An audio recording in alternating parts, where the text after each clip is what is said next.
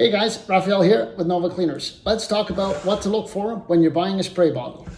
All right, the first thing you need to look for when you're buying a spray bottle is what type of chemical can it actually hold, because not all spray bottles are created equal. So when you have a look at this one, compared to this spray bottle, you can see it holds different chemicals.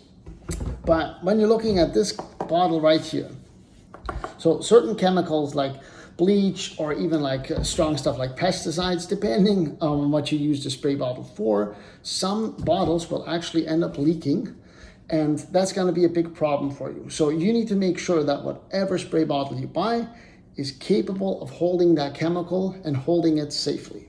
Now, the second thing you should look for when you're buying a spray bottle, and now this is true when you're buying it for your home, but especially if you have a cleaning business, let's say.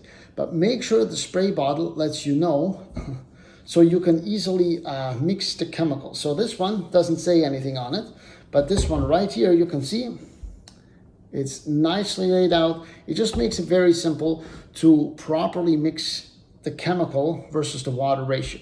That makes your life a whole lot easier that way. And the third thing to look out for with every single spray bottle is what type of settings does the nozzle have. So this one here is one of my personal favorites. If you put it on jet mode, you could take down a cobweb about 30 feet up. The jet mode on this thing is great, and it works wonders for, let's say, when you're cleaning out windowsills, you have something stubborn in there, you can just blast the dirt right out. Now, the other thing about this bottle right here, and same with this, it has a great mist setting.